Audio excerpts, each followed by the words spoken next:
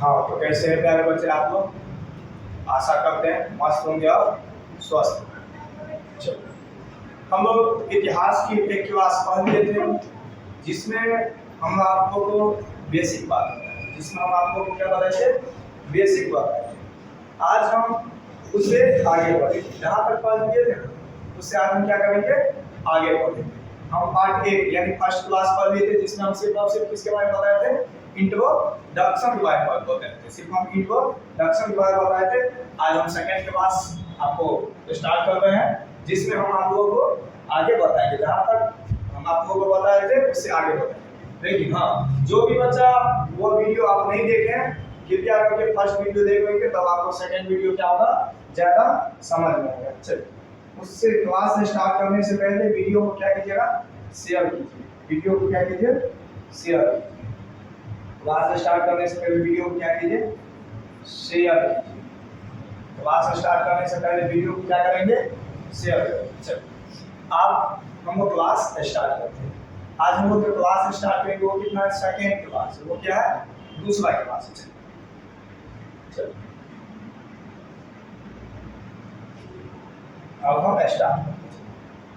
हम उसके कुछ बेसिक के बारे में बताए थे, इतिहास के कुछ बेसिक बारे में बताए थे, जिसमें से आज हम कुछ पहले चर्चा करेंगे। ठीक है, आप क्या बताए थे वो? पहले हम आपको बताए थे, क्या बताए? इतिहास के बारे में आपको बताए थे। पहले हम आपको किसके बारे में बताए थे? इतिहास के बारे में बताए थे। इतिहास क्या है इसके बारे में हम आपको बताए थे। इतिहास क्या है इसके बारे में हम आपको बताए थे।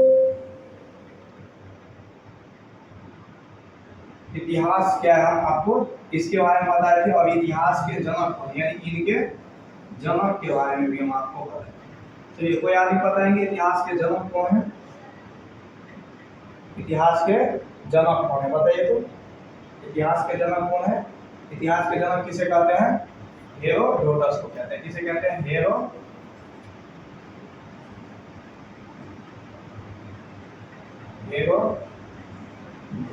को कहते हैं। इतिहास के जनक किसे कहते हैं? हेरोडोटस को कहते हैं। अब इसके बाद हम आपको बताए थे, इतिहास के बारे में बताए थे, तो राष्ट्रवाद और राष्ट्रवादी के बारे में बताए थे। क्या बताए थे?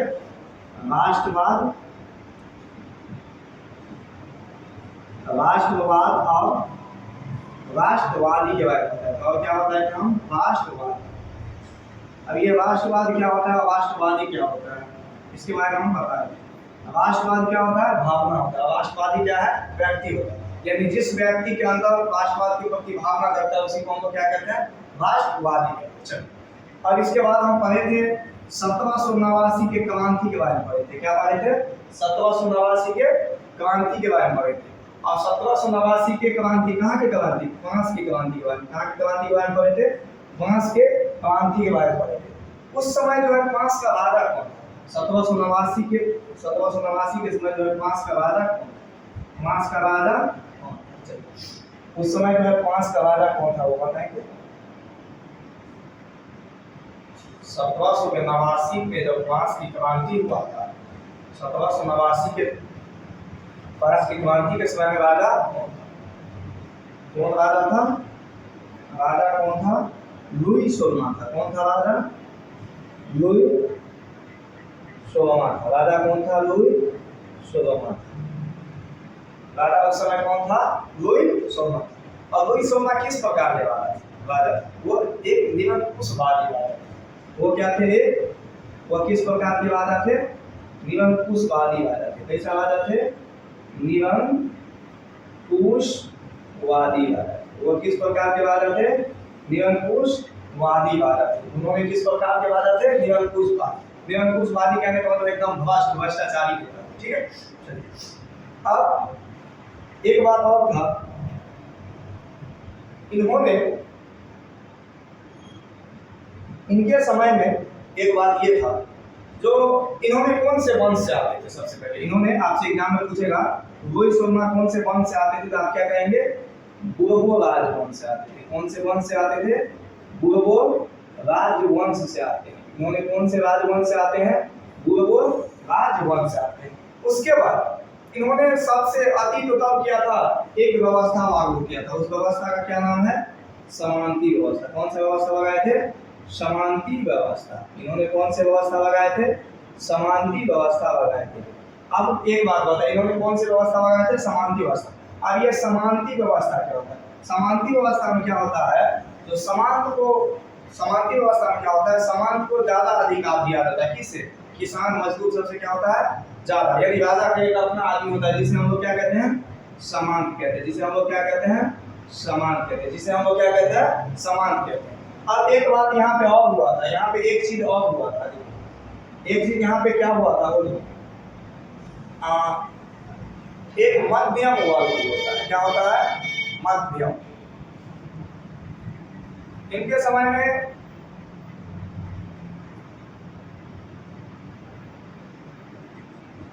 मध्यम वर्ग का जो है बुरा हाल था। उसके बाद हम बात करते हैं स्वहारा वर्ग का भी वही हाल था। स्वहारा वर्ग का भी वही हाल था। इन्होंने सिर्फ और सिर्फ लगे हुए क्या चीज करने में पता है? इन्होंने लगे थे अपना साम्राज्य बनाने। इन्होंने क्या चीज करने में लगे हुए थे? अपना साम्राज्यवाद बनाने। इन्होंने लगे हुए थे अपना साम्राज्यवाद बनाने।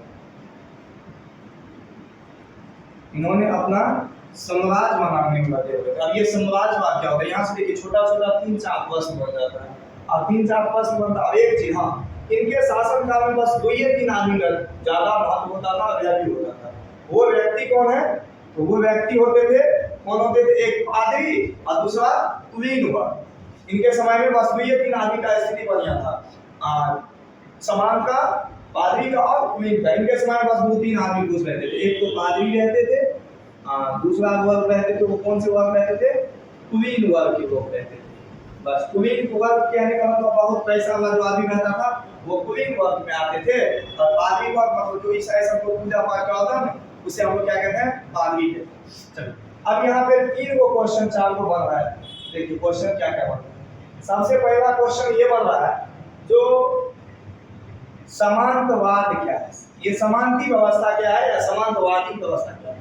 यहाँ से एक क्वेश्चन पहला बनता है, जो समानती व्यवस्था क्या है। ठीक, एक क्वेश्चन बनता है। दूसरा क्वेश्चन ये बनता है, जो मध्यम वर्ग क्या है? मध्यम वर्ग क्या? छोटा छोटा लघु के यहाँ पे 3-4 प्रश्न बनता है। उसके बाद बात आता है स्वहारा वर्ग किसे कहते हैं, यानी स्वहारा वर्ग क्या है। उसके बाद एक और क्वेश्चन आता है साम्राज्यवाद क्या है। देखिए यहाँ से 4 प्रश्न बन रहा है। पहला प्रश्न बन रहा है जो समानती व्यवस्था क्या है, दूसरा प्रश्न बन रहा है मध्यम वर्ग क्या है, तीसरा प्रश्न बन रहा है स्वहारा वर्ग क्या है, और चौथा जो प्रश्न बन रहा है वो क्या बन रहा है? साम्राज्यवाद क्या है। चलिए हम बारी बारी से सभी प्रश्नों पे बात करते हैं।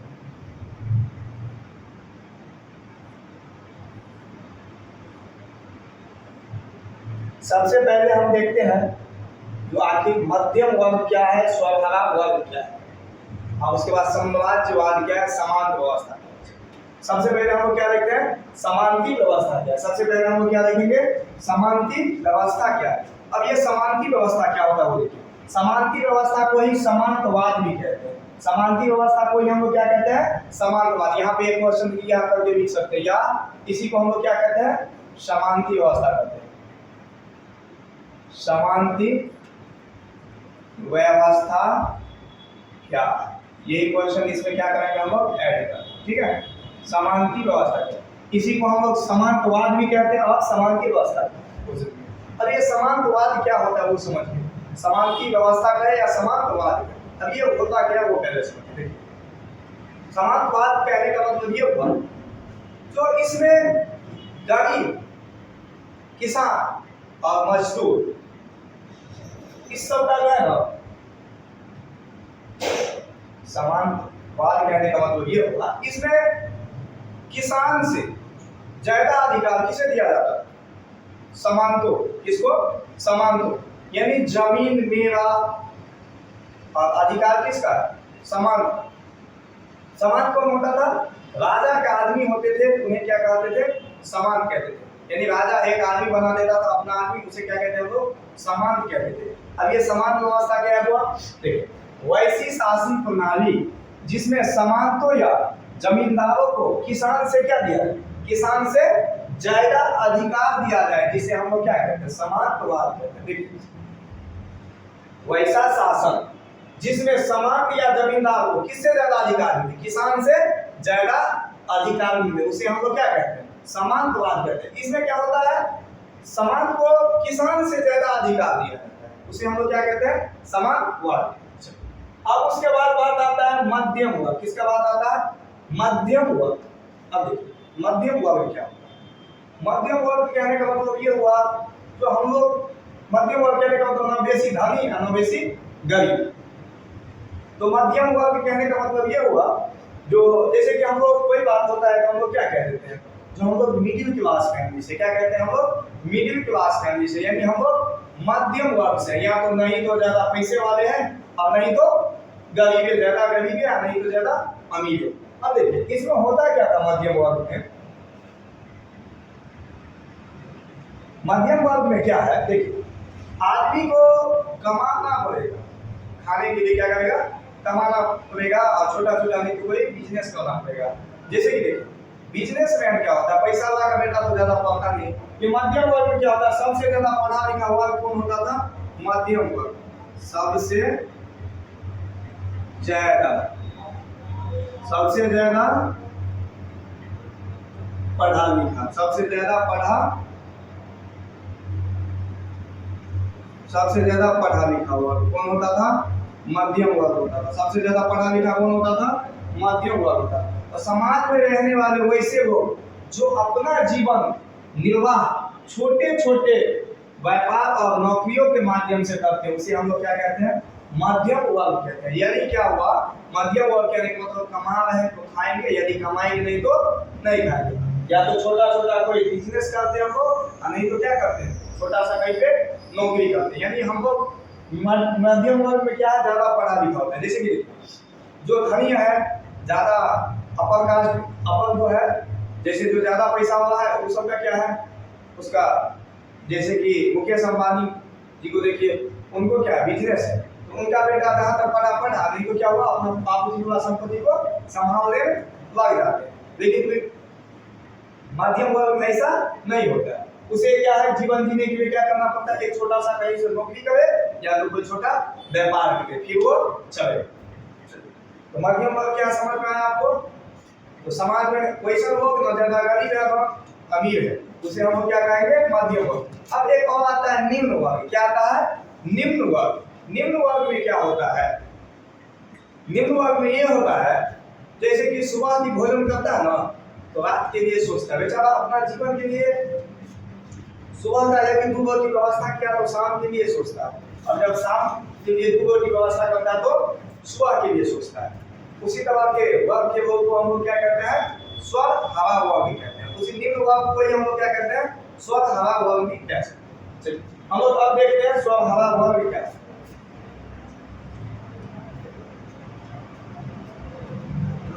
स्वर्ग हवा वर्ग क्या है, देखिए एक चीज यहाँ पे देखिए, तो स्वर्ग, स्वर्ग मतलब क्या होता है, सभी। स्वर्ग मतलब क्या होता है, सभी। और हरा, हरा मतलब क्या होता है, सभी जगह से, यानी समाज में रहने वाला वैसा लोग जो सभी दिशा से क्या हरा हुआ है, उसी को हम लोग क्या कहेंगे, स्वर्ग हरा कहेंगे। जैसे गरीब, गरीब को क्या है, सुबह खाता है तो रात के लिए व्यवस्था में लगता है, फिर रात में रात का भोजन का व्यवस्था करता है, तो फिर सुबह के बारे में सोचता है, मतलब सुबह खाता है तो रात के बारे में सोचता है, और रात खाता है तो फिर से सुबह के बारे में सोचता है। और उसके पास इतना पैसा तो होता नहीं, तो बच्चा को क्या करेगा, पढ़ाएगा लिखाएगा, वो अपना 2 वक्त की रोटी कैसे व्यवस्था करता है वही जानता है, ठीक है। तो इसीलिए मध्यम वर्ग में क्या होता है, ना तो ज्यादा गरीब रहता है ना तो ज्यादा अमीर रहता है। उस वक्त ज्यादा पढ़ने लिखने पे क्या होता है, ज्यादा पढ़े लिखे वर्ग का होते हैं, मध्यम वर्ग होते हैं। निम्न वर्ग में खाता है खाना ना, उसके लिए उसे दिक्कत होता है, तो पढ़ाई लिखाई तो दूर की बात है। और दूसरा आता है उसमें किसान, किसान भी कहीं करते हैं, जैसे कि अनाज लगा, जैसे कि अभी गेहूं का सीजन चल रहा था, जैसे गेहूं लगा है, अब वो क्या हुआ, गेहूं अब बारिश आई, वो गेहूं क्या हो जाएगा, खराब हो जाएगा, पतवार आ गया तो वो गेहूं क्या हो जाएगा, खराब हो जाएगा।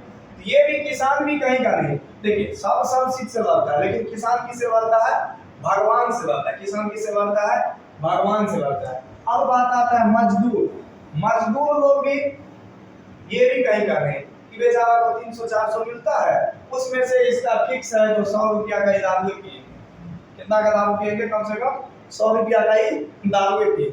अब बताइए इसका बस एक ही फंक्शन। आप इसे पूछेंगे आप दारू क्यों पीते हैं तो कहेंगे जो दारू नहीं पिएंगे ना तो काम पे नहीं आता। इनसे जब आप पूछेंगे तो दारू आप क्यों पीते हैं, 100 रुपया तो आप बचा भी सकते हैं ना। इन्होंने क्या कहेंगे, जब दारू नहीं पिएंगे तो हम जिएंगे ही नहीं।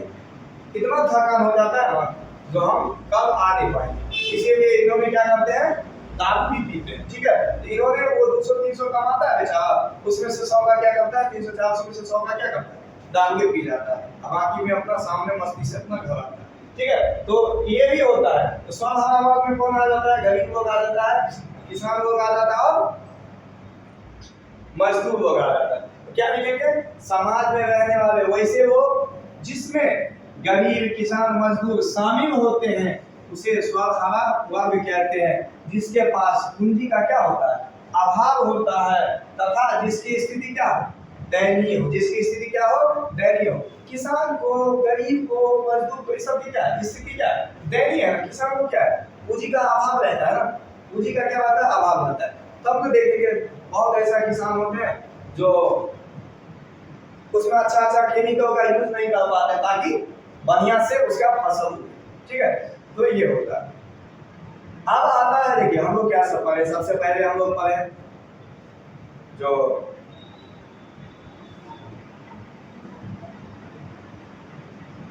सबसे पहले हम लोग पढ़े समांती व्यवस्था क्या है, उसके बाद हम लोग पढ़े मध्यम वर्ग क्या है, उसके बाद हम लोग अभी क्या पढ़े स्वभावा वर्ग क्या है।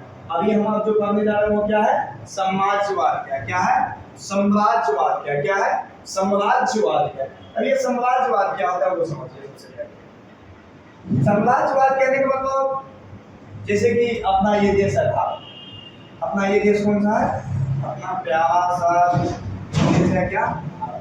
अब इसके बगल में एक छोटा सा देश है, मान लीजिए पाकिस्तान। कौन सा देश है, पाकिस्तान। बेचारा वैसे भी कमजोर है, इसीलिए उसका घर छोटा है। अपना ये भारत है, भारत क्या है, शक्तिशाली है, बड़ा है पाकिस्तान से। अब ये क्या है बेचारा, अब इस पे क्या करेंगे, जबरदस्ती शोषण करेगा, इसे क्या करेंगे, कब्जा करेंगे। क्या करेंगे, कब्जा करेंगे। तो देखिए ये समाजवाद कहने का मतलब आप बात आया था, एक बात सुनिए। समाजवाद कहने का मतलब ये हुआ, जो राजा जो है ना अपने आसपास के छोटा छोटा देश को क्या करते थे, हड़प लेते थे और उस पर क्या करते थे, अपना शासन करते थे। यानी वो अपना समाजवाद को क्या करते थे, बड़ा करते थे। अब सोचिए ना, अभी मेरे पास 10 था, 10 देश में हम राज कर रहे थे, अब फिर दूसरा एक छोटा देश था उसे हम जीत लिए, मेरे पास साम्राज्य कितना होगा, यदि मेरा अपना साम्राज्य क्या है, बड़ा होगा। यदि मेरा अपना साम्राज्य क्या होगा, बढ़ रहा। उसी को हम लोग क्या कहते हैं, साम्राज्यवाद कहते हैं। साम्राज्यवाद का मतलब समझे, मेरा साम्राज्य क्या होगा, बड़ा होगा। उसी को हम लोग क्या कहेंगे, साम्राज्यवाद कहेंगे। जैसे कि यह देश इस पे क्या करेगा, अपना अधिकार जमा लेगा, इस पे क्या करेगा, अपना अधिकार जमा लेगा। ये किसका साम्राज्य हो गया, भारत का हो गया। इसका साम्राज्य क्या हो गया, और बढ़ गया, और इसका साम्राज्य क्या हो गया, बढ़ गया। तो उसी तरह से कोई बड़ा देश जो है छोटा देश पे क्या करता था, जबरदस्ती अपना अधिकार जमा लेता था। उसी को हम लोग क्या कहते हैं, साम्राज्यवाद कहते हैं। अपना साम्राज्य का क्या होता है, विस्तार होता है। अब जैसे कि सुने होंगे अशोक के बारे में, महाराज अशोक के बारे में। उन्होंने क्या किए थे, सारा दुनिया से युद्ध जीत लिए थे, लेकिन एक युद्ध में हार गए। कलिंग के युद्ध में क्या किए, हार गए। उन्होंने सोचे थे तो पूरा दुनिया में सबसे बड़ा राजा हम ही बनेंगे, लेकिन पूरा दुनिया से युद्ध जीत गए, बस एक युद्ध में हार गए। वो कलिंग के युद्ध में क्या हो गए, हार गए। उसी तरह से समाजवाद कहने का मतलब क्या हुआ, जब कोई बड़ा देश किसी छोटा देश पर जबरदस्ती अपना अधिकार जमा लेता है, जिन्हें साम्राज्यवाद कहते हैं। साम्राज्यवाद का शाब्दिक अर्थ होता है शोषण करना। साम्राज्यवाद का शाब्दिक अर्थ क्या होता है, शोषण करना। समझे, साम्राज्यवाद का मतलब समझे, कोई बड़ा देश कोई छोटा देश पे जबरदस्ती अधिकार जमा लेता है, उसी को हम लोग क्या कहते हैं, साम्राज्यवाद कहते हैं। चलिए अभी हम लोग क्या पढ़े, 4 प्रश्न को देखिए बारी बारी से। पहला जो हम प्रश्न पढ़े वो क्या, पहला प्रश्न पढ़े समांती व्यवस्था। क्या पढ़े, समांती व्यवस्था क्या, व्यवस्था क्या। पहला हम क्या पढ़े, समांती व्यवस्था। दूसरा हम लोग क्या पढ़े, मध्यम वर्ग के बारे में। हाँ, मध्यम वर्ग के बारे में पढ़े। तीसरा हम लोग क्या पढ़े, स्वभावा वर्ग के बारे में। क्या पढ़े, स्वभावा वर्ग के बारे में पढ़े।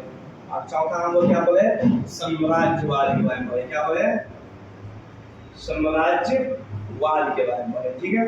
इतना में किन्हीं को दिक्कत है बताए।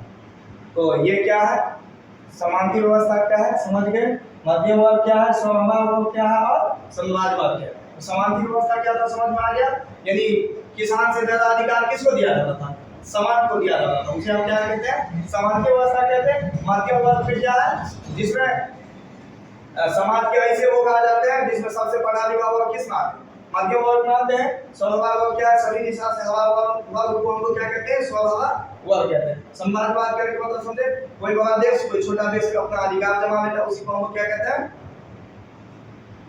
समाजवाद कहते हैं। इतना तक में किसी को दिक्कत। अब देखिए सबसे दिक्कत की बात आया लुई सोमा का जो था, लुई सोमा का शासन काल में क्या सब हुआ पूछ सकते, लुई सोमा का शासन काल क्या था, कैसा लुई सोमा का शासन काल के बारे में, शासन काल में क्या सब, लुई सोमा के शासन काल में क्या सब हुआ। लुई सोमा के शासन काल में देखिए, लुई सोमा के शासन काल में, लुई सोमा के शासन काल में सबसे पहला बात था जो समानती, सबसे बड़का स्थिति खराब कब हुआ जब समानती व्यवस्था उन्होंने क्या कर दिया था, लागू कर दिया था। सबसे पहला दिक्कत कहाँ से हुआ था, समानती व्यवस्था लागू किया, समानती व्यवस्था लागू कर दिया था। सबसे पहला दिक्कत कहाँ से हुआ था, समानती व्यवस्था को क्या किया था, लागू कर दिया था। उन्होंने क्या किया, समानती व्यवस्था को क्या किए, लागू कर दिए थे। यानी सबसे स्थिति खराब कब हुआ, जब उन्होंने समानती व्यवस्था लगा दिया। और इनके बाद में बस दो ही तीन आदमी पूछते, एक तो समान, दूसरा तो पादरी और तीसरा तो कुली। अब देखिए इनके बाद में सभी को समान अधिकार प्राप्त था। इनके शासन काल में क्या था, सभी को समान अधिकार प्राप्त नहीं था। इनके शासन काल में क्या थे, सभी को समान अधिकार प्राप्त नहीं था। यानी इनके शासन काल में सभी को समान अधिकार का मतलब समझे, राजा के लिए अलग सिस्टम, राजा के आदमी के लिए अलग सिस्टम, कुलीन के लिए अलग, मतलब सम्मान जो है ना इसके शासन काल में सबका समान स्थिति नहीं था, सबका स्थिति अपना अलग अलग था, सबको अलग अलग सम्मान मिलता था। अब चौथा बात क्या था, इन्होंने आंतरिक आयात निर्यात शुल्क भी लगा दी थी। इन्होंने क्या किए थे,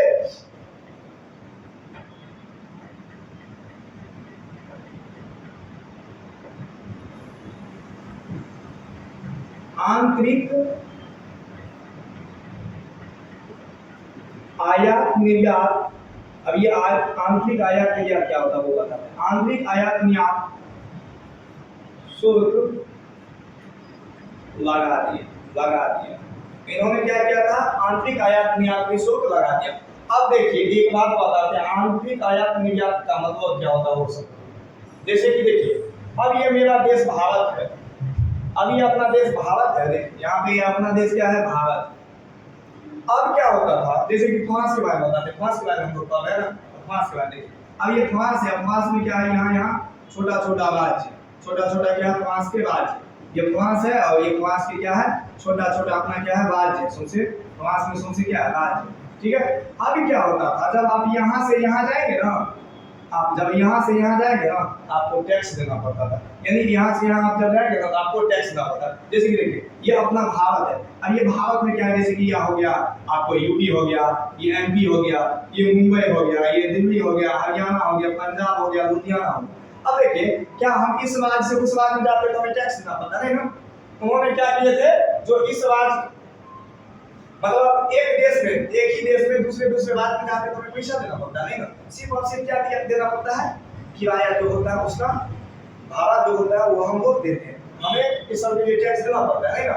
तो उन्होंने क्या किए थे, आंतरिक यातायात निर्यात शुल्क को भी क्या किया था, लगा दिया था। उन्होंने क्या किए थे, आंतरिक यातायात निर्यात शुल्क भी लगा दिया गया था। यानी एक ही देश में यहाँ से वहाँ हमारे भारत के व्यक्ति क्या, हमारे भारत के मजदूर क्या कहीं जाके कमा सकते, पूरे स्वतंत्र हमारे अपने भारत में कहीं भी जाके वो क्या कर सकते, काम कर सकते, वो पूरा क्या है अपने आप में स्वतंत्र है, कहीं भी जाके अपना काम कर सकते, समझे। तो उन्होंने क्या किए थे, ऐसा नहीं किए थे। उन्होंने क्या किए थे, यानी हम भारतीय में हैं, जैसे हम यूपी है, अब हमें जाना है मान लीजिए हरियाणा, अब हमें टैक्स देना पड़ेगा। मान लीजिए हम हरियाणा में हमें बिहार आना है तो हमें टैक्स देना पड़ेगा। ऐसा बात हो जाए। जो भाड़ा है वो तो ठीक है, लेकिन उसके अलावा हमें क्या देना पड़ता था, टैक्स देना पड़ता था। तो ये सब उसके शासनकाल में यही सब दिक्कत था। उनके रोहित शर्मा के शासनकाल में क्या था, यही सब दिक्कत था। और एक और बात था, नाप तोल का भी अलग व्यवस्था था। इनके शासनकाल में क्या था, नाप तोल का भी अलग व्यवस्था था। किसका, नाप तोल का अलग व्यवस्था था। नाप तोल का भी अलग, नाप तोल का भी अलग, नाप तोल का भी अलग व्यवस्था। यानी इनके शासनकाल में नाप तोल का भी व्यवस्था क्या था, अलग था। यानी राजा जाएंगे तो उनके लिए नापने के लिए बट्ठा नहीं होता है, kilo 2 kilo 3 kilo 4 kilo 5 kilo, वो वजन करने वाले से चीनी लेने जाते थे, डायरेक्ट करते हैं 1 केजी चीनी दीजिए तो आपको दे देता है अभी। तो उसके उनके समय में क्या था, जो 1 केजी चीनी राजा जो लेने जाता था उसके लिए दूसरा बट्ठावा, उनका आदमी जाता था उनके लिए दूसरा बट्ठावा। उसके बाद वहाँ के आदमी वर्ग जाते थे उनके लिए अलग, कुलीन के लिए अलग। अब बाद बाकी यदि उनके राज्य में बस 3 ही आदमी पूछते, आदमी, कुलीन और समाज। इनके अलावा बाद बाकी सबका स्थिति क्या था, खराब था। स्वभाव और वर्ग और बढ़ते जाता था। ठीक है, तो इनकी स्थिति में बस यही सब था। और रोहित शर्मा का शासन का यही था, समानता व्यवस्था को क्या किया था, लागू कर दिया था। सभी को क्या था, सभी आदमी को क्या था, समान अधिकार नहीं था। सभी को क्या था, समान अधिकार नहीं था। और आंतरिक यातायात निर्यात शुल्क भी क्या कर दिया था, लगा दिया था। और नाप तोल के भी अलग अलग व्यवस्था। चलिए अब इसके बाद हम देखते हैं यहाँ से कुछ प्रश्न आता है। यहाँ से कुछ क्या आता है, प्रश्न आता है। उस प्रश्न को हम क्या करते हैं, देखते हैं। अब बताएंगे, अब आपसे यहाँ से प्रश्न एक पूछेगा, यहाँ से एक प्रश्न पूछेगा जो 1789 के फ्रांस की क्रांति का मुख्य कारण क्या है। तो उसका मुख्य कारण यही सब था, जो निरंकुशवादी शासन था। इसके काल में भ्रष्टाचार का क्या था, बोलबाला था। और सभी प्रदेश की आर्थिक स्थिति खराब थी, जबकि पादरी कुलीन वर्ग की स्थिति क्या थी, अच्छी थी। इस क्रांति के मार्ग को वोल्टेयर, रूस तथा मोंटेस्क्यू को आगे बढ़ाया। तो बस यही आपसे क्वेश्चन पूछेगा। ये वीवीआई क्वेश्चन है। ये क्या है, वीवीआई क्वेश्चन, समझे। ये क्या है, वीवीआई क्वेश्चन आपको पूछेगा 1789 के फ्रांस के मुख्य कारण क्या था। इसी सब मुख्य कारण था निरंकुशवादी, ये पादरी वर्ग, कुलीन वर्ग और समांती वर्ग की भी सिर्फ स्थिति ठीक था। बाकी का स्थिति क्या था, गड़बड़। अब आप सोचेंगे जब इस तरह के राजा था गुरुजी, तो इस तरह के राजा को क्या किया। अब आपसे एक क्वेश्चन और पूछता है, या तो वो क्वेश्चन पूछेगा जो 1789 के मुख्य कारण क्या थे, 1789 के फ्रांस की क्रांति के मुख्य कारण क्या थे, या तो ये क्वेश्चन पूछेगा जो यह क्वेश्चन भी आई। दोनों में से कोई एक प्रश्न आपसे पूछेगा, दोनों में से कोई एक प्रश्न आपसे क्या करेगा, पूछेगा।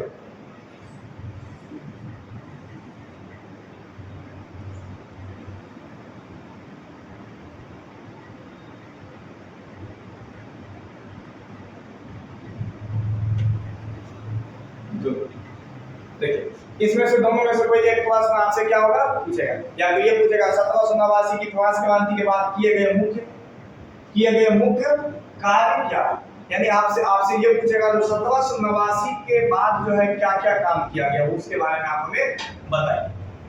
तो 1789 के फ्रांस के क्रांति के बाद क्या क्या काम किया गया हुआ आपको हम बता।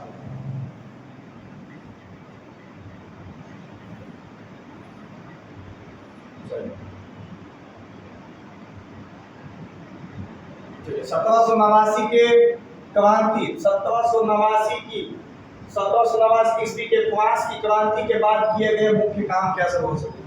देखिए सबसे पहले जैसे कि नेशनल असेंबली की स्थापना की गई। नेशनल असेंबली यानी मतलब जो बाहर से जो भी पढ़ा लिखा व्यक्ति आएगा वो अच्छा काम करेगा, इसलिए नेशनल असेंबली की क्या किया गया, व्यवस्था किया गया।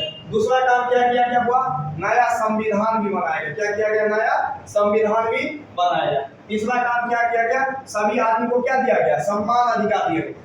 क्या था, लुई सोलमा के जो शासन काल था वो 1789 तक था। अब 1789 के बाद जब दूसरे आदमी का शासन काल आया, वो हम आपको आगे बताएंगे जाके नेपोलियन के बारे में।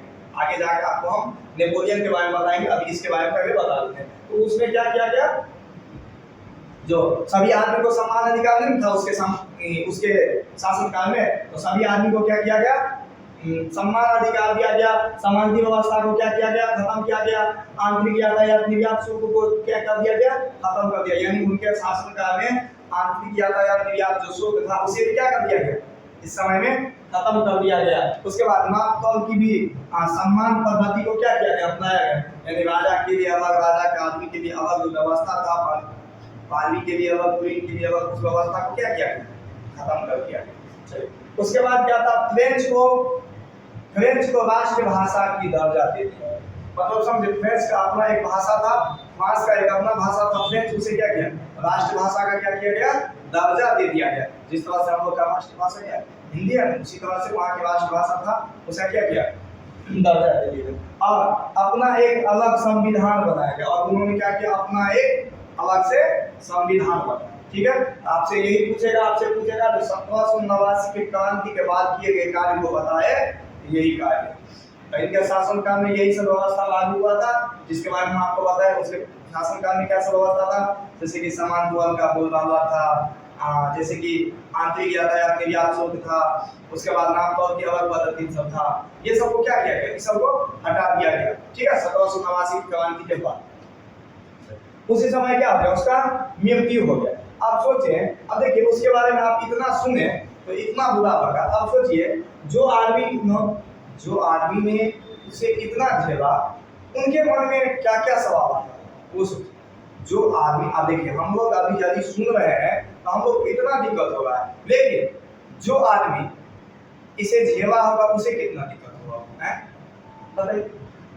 चलिए अब देखते हैं, इसे क्या किया गया, लास्ट में इसे मार दिया गया। इसे क्या किया गया, मार दिया गया। किस पे चढ़ा के, गलोटीन में घुसा के क्या कर दिया गया, मार दिया गया। ये देखिए, इसे को हम लोग क्या कहते हैं, गलोटीन कहते हैं। क्या कहते हैं, गलोटीन कहते हैं। इसे क्या कहते हैं हम लोग, गलोटीन कहते हैं। अब देखिए, ये गलोटीन में क्या होता है, ये देखिए इस तरह से लकड़ी का बना रहता है, इसमें ये रस्सी रहता है, और इसमें क्या करता है, इसका मूरी को इसे घुसा दिया जाता है। अब मूरी को घुसाने के बाद क्या करता है, इस रस्सी को छोड़ दिया जाता है। इसमें देख रहे हैं, इसमें धार है तलवार की तरह। अब वो क्या होगा, जब इस रस्सी को छोड़ेगा ना, वो सीधे नीचे आएगा, सीधे उसका मूरी 5-6 इंची भीतर कट गया। ठीक है, यहाँ से क्या होता था, मूरी कट के हट जाता। खस्सी को नहीं देखते, बकरी को, जब बकरी को काटता है तो क्या करता है, इसी तरह से क्या करता है, कसिया घुसाता है, सीधे खत्म। ठीक है, इसी तरह से बकरी को क्या करता है, काट देता। उसी तरह से इसमें राजा को घुसाया और क्या किया, खत्म कर दिया गया। उसी राजा ही को नहीं, अब देखते हैं ये आदमी सब देख रहे हैं, ये लोग सब ये क्या करते हैं, जबरदस्ती से इसमें घुसाते हैं, घुसाने के बाद क्या करते हैं, उसे काट देते हैं। काटने के बाद वही नहीं करते हैं, देख रहे हैं मूरी को लटका रहा है, देख रहे हैं मूरी को इस तरह से आदमी को दिखा रहा है, झुला झुला जो राजा को काट के देखो लटका दी। इतना इन्होंने इतना अत्याचार किया जो आदमी को मजबूरी में ऐसा कदम क्या किया, उठा। अब देखो, अब वही नहीं किया, राजा को नहीं मारा, राजा के रानी को भी खत्म कर दिया, उसे भी इसी में घुसा के काटा। ठीक है, तो अब हम लोग लुई 16 के शासन काल को खत्म किए। यहाँ पे जाके जब राजा मर गया तो अब 1789 में राजा मर गया। अब इसके बाद हम लोग अब आते हैं नेपोलियन के बाद। नेपोलियन बहुत अच्छे आदमी थे, उन्होंने बहुत अच्छा काम किया। नेपोलियन, थोड़ा सा नेपोलियन के बारे में चर्चा कर लेते हैं, फिर आज की क्लास को खत्म करेंगे और कल नेपोलियन का हुआ अंत करके फिर लुई 17वां राजा बना। तो लुई 17वां के बारे में किताब में नहीं दिया हुआ था, हम लोग लुई 17वां के बारे में चर्चा नहीं करते। लुई 18वां के बारे में दिया है, तो बीच में इसमें नेपोलियन एंट्री मारते हैं। तो नेपोलियन के बारे में हम लोग क्या करते हैं, पहले पढ़ लेते हैं, फिर जाके हम लोग लुई 18वां के बारे में जानकारी। तो सबसे पहले हम लोग नेपोलियन के बारे में जानकारी लेते हैं।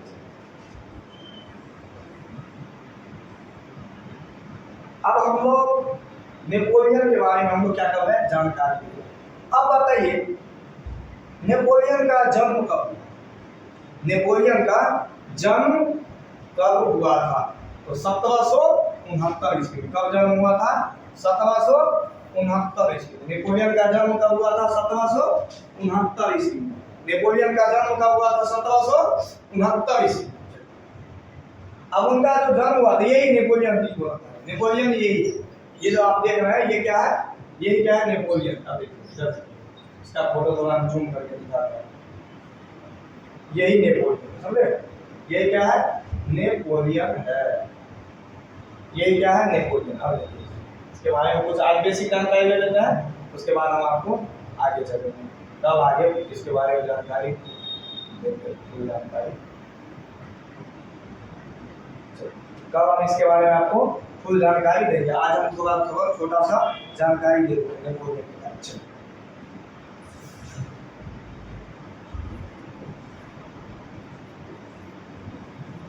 नेपोलियन, इसके बारे में जानकारी ले रहे हैं हम लोग नेपोलियन बोनापार्ट के बारे में। इसके बारे में नेपोलियन बोनापार्ट। अब बताइए नेपोलियन बोनापार्ट का जन्म कब हुआ था? नेपोलियन बोनापार्ट का जन्म कब हुआ था? जन्म कब हुआ था? 15 अगस्त 1769 ईस्वी को। कब हुआ था? 15 अगस्त 1769 ईस्वी को। कब हुआ? 15 अगस्त 1769 ईस्वी को नेपोलियन बोनापार्ट का जन्म क्या हुआ? कब हुआ? 15 अगस्त 1769। इसका बचपन का नाम क्या था? इनका बचपन का नाम क्या था? बचपन का नाम क्या था? नेपोलियन दी बोनापार्ट। क्या नाम था? नेपोलियन दी बोनापार्ट। नेपोलियन दी बोनापार्ट। इनका नाम क्या था? नेपोलियन दी बोनापार्ट। इनका नाम क्या था? नेपोलियन दी बोनापार्ट। बस थोड़ा सा चलता, बस दी बन गया था, ठीक है? वैसे ही कॉमनली ठीक है साहब, कोई दिक्कत नहीं। अब इन्होंने जब 1789 की जो क्रांति हो रही थी उस समय में इन्होंने सेनापति के रूप में काम करते थे। इन्होंने फ्रांस में सेनापति के रूप में क्या करते थे? काम करते थे। इन्होंने 1789 के क्रांति के समय, कब के समय? 1789 में इन्होंने फ्रांस के सेनापति के रूप में काम करते थे। किसके रूप में? सेनापति के रूप में काम करते थे। इन्होंने फ्रांस में जो है सेनापति के रूप में क्या करते थे? काम करते थे। 1789 में जब फ्रांस की क्रांति हो रही थी उस समय में इन्होंने क्या कर रहे थे? सेनापति के रूप में क्या कर रहे थे? काम कर रहे थे। अब देखिए जब इन्होंने 1789 में क्या था? वहां पे सेनापति के रूप में काम कर रहे थे, यानी वहां पे सेनापति थे। अब इन्होंने जब वो मरे लुई 16, तब इन्होंने राजनीतिक में प्रवेश किया। आपसे पूछेगा नेपोलियन राजनीतिक में कब प्रवेश किया? पूछेगा आपसे नेपोलियन राजनीति में कब प्रवेश किया? तो आपको क्या जवाब देना है? 1789 में इन्होंने राजनीति में क्या किया? प्रवेश किया। राजनीति में इन्होंने कब प्रवेश किए? 1789 राजनीति में प्रवेश किए। इन्होंने राजनीति में नेपोलियन का प्रवेश किया 1789। और फ्रांस के क्रांति के समय में सेनापति के रूप में क्या कर रहे थे? वहां पे काम कर रहे थे। और सेनापति में ये काम कर रहे थे, कोई छोटा मोटा सेनापति नहीं है। सेनापति का मतलब समझे, यानी सेना का जो पूरा दल होता है ना, उसका एक जो आदमी होता है, मेन आदमी, उसी को हम लोग क्या कहते हैं? सेनापति कहते हैं। पूरा सेना का एक जो मेन आदमी होता है ना, उसे हम लोग क्या कहते हैं? सेनापति कहते हैं। तो उस समय में सेनापति के रूप में जो काम करते थे ना, इसे पूरा इतिहास में विश्व का सबसे बड़ा सेनापति माना जाता था। पूरा इतिहास में विश्व का सबसे बड़ा सेनापति इसको माना जाता था। उसके बाद इन्होंने इन्होंने जब राजनीतिक में प्रवेश किया, तब उसके बाद इन्होंने राजा बना। कब राजा बना? इन्होंने राजा बना, वो बना आपको 18 इन्होंने राजा बना 18 मई 1804 ईस्वी को। कब बना? इन्होंने राजा कब बना? 18 मई 1804 ईस्वी में इन्होंने राजा कब बना? 18 मई राजा बना। कब बना राजा? 18 मई 1804 ईस्वी में इन्होंने क्या बना? राजा बना। अब बताइएगा जो 1789 में लुई 16, अब इन्होंने 1804 ईस्वी में क्या है? राजा बना। अब बताइए बीच में जो 15 साल बचा, तो 15 साल क्या कोई राजा नहीं था? उसका गद्दी खाली था। हाँ राजा था उस समय लुई सतवां था, उस समय राजा कौन था?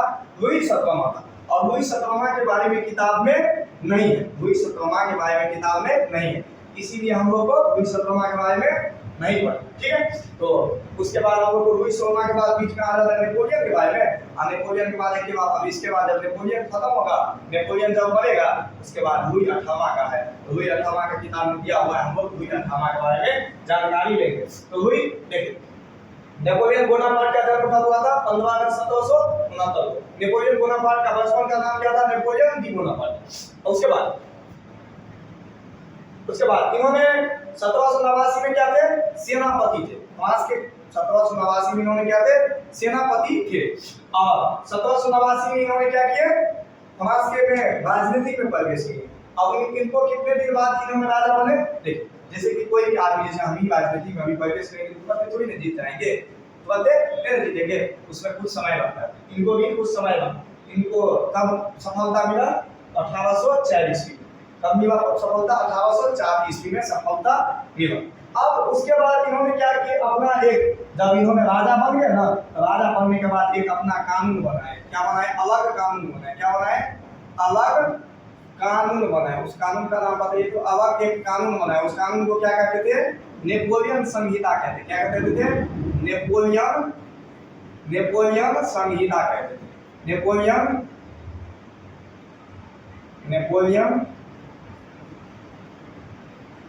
संहिता कहते थे। एक कानून बनाया, उस कानून को हम लोग क्या कहते थे? नेपोलियन संहिता कहते थे। नेपोलियन संहिता। अब बताइए नेपोलियन के बारे में हम आपको थोड़ा जानकारी दी, अभी से आगे क्या है हम कल बताएंगे। तो नेपोलियन के बारे में आपको बताया, नेपोलियन जो है इनका जन्म कब हुआ? 15 अगस्त 1769 को। नेपोलियन के बचपन का नाम क्या था? Napoleon D Bonaparte. नेपोलियन एक फ्रांस का सेनापति था और इन्होंने 1789 ईस्वी में क्या किया? फ्रांस में राजनीतिक में प्रवेश किया और 1804 ईस्वी में इन्होंने राजा बना, एक साम्राज्य बना। और उसके बाद इन्होंने जब राजा बना तो इन्होंने अपना नियम बनाया, उस संविधान बनाया। उस संविधान का क्या नाम था? आपको पूछेगा तो फ्रांस का संविधान यानी नेपोलियन द्वारा बनाए गए संविधान का क्या नाम था? तो क्या जवाब देंगे? नेपोलियन संहिता। जैसे हम लोग का भारत का अपना संविधान है ना, उसी तरह से इसका भी अपना इन्होंने अपना संविधान बनाया। उस संविधान का क्या नाम रखा? नेपोलियन संहिता नाम रखा। क्या नाम रखा? नेपोलियन संहिता। आपसे पूछेगा क्वेश्चन एग्जाम में, नेपोलियन द्वारा बनाए गए संविधान का क्या नाम है? क्या कहेंगे? नेपोलियन संहिता। आपसे पूछेगा जो नेपोलियन राजनीति में कब प्रवेश किए तो क्या जवाब देंगे? 1789। नेपोलियन राजा कब बना? तो 1840 में। नेपोलियन राजा कब बना? तो 1840 में। तो आज के लिए हम लोग इतना ही रहने देते हैं। कृपया करके जो भी बच्चे चैनल पे नए हैं, देखिए यही नेपोलियन के बारे में हम आपको जानकारी दे दी है। अब यही नेपोलियन का जन्म कब हुआ था? 15 अगस्त 1769 को। 15 अगस्त 1769 को। इसके बारे में हम आपको कल बता देंगे। फ्रांस की क्रांति के समय यह क्या कर रहे थे? सेनापति के रूप में काम कर रहे थे। और सेनापति में ही कोई छोटा मोटा सेनापति नहीं था, पूरे इतिहास में नेपोलियन को सबसे महान सेनापति माना जाता है। पूरे इतिहास में यानी विश्व के पूरे इतिहास में से सबसे महान सेनापति माना जाता था। और इन्होंने 1789 में क्या किया? अभी तुरंत आपको पता है राजनीति में प्रवेश किए। और 1804 में इन्होंने क्या किया? 1804 को क्या किए? सम्राट बन गए और एक अपना अलग से कानून बनाया। उस कानून को हम लोग क्या कहते हैं? नेपोलियन संहिता के नाम से हम लोग जानते हैं। आज की क्लास को हम यही खत्म करते हैं। कल नेपोलियन के बारे में फिर से बताएंगे। तब तक जो है जो भी बच्चे चैनल पे नए हैं, वीडियो को ज्यादा से ज्यादा शेयर करेंगे, लाइक करेंगे, ज्यादा से ज्यादा क्या करेंगे? शेयर करेंगे, लाइक करेंगे और चैनल को क्या करेंगे? सब्सक्राइब करेंगे। तो आज के लिए इतना ही। जय हिंद।